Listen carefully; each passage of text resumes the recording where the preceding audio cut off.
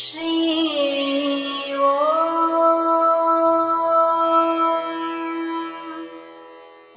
శ్రీ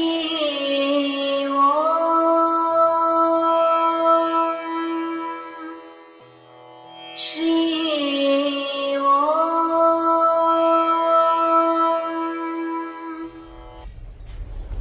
శ్రేయం పితృపక్షం.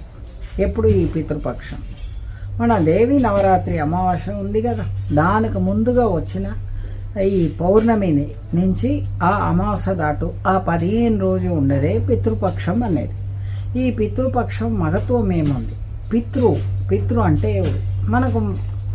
మనం సొంత వాళ్ళు ఎవరెవరు చనిపోయినారో, మన పెద్దవాళ్ళు ఎవరెవరు చనిపోయినారో వాళ్ళందరినీ పితృ అంటారు. వీళ్ళకి మనం చేసే కర్మ ఈ 15 రోజులు చేయాల్సింది మన కర్తవ్యం. ఈ కర్మాలు మనం చేస్తాం.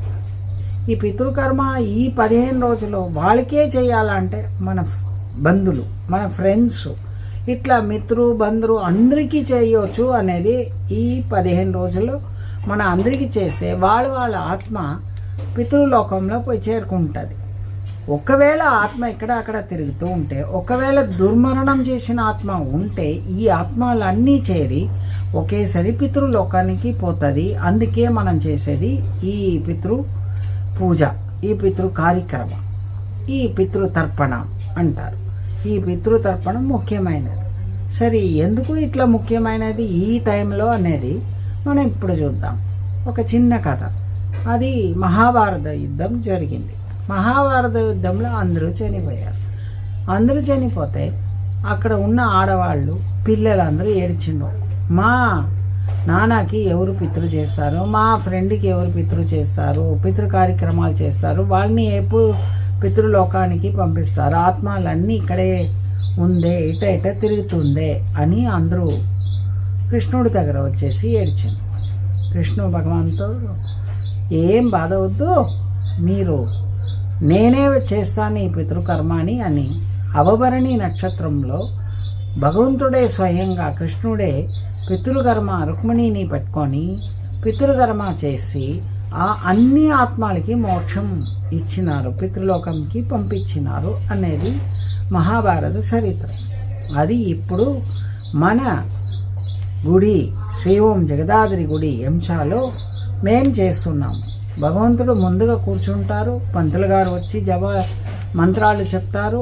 మనం పితృ పూజలు, పితృకర్మాలు చేసి ఆ ఆత్మని హోమం చేసి ఆ ఆత్మని ఆవాహనం చేసి కలశంలో ఆ ఆత్మని గోదావరిలో మనం చల్లేసి మనం వాపసు వస్తాం.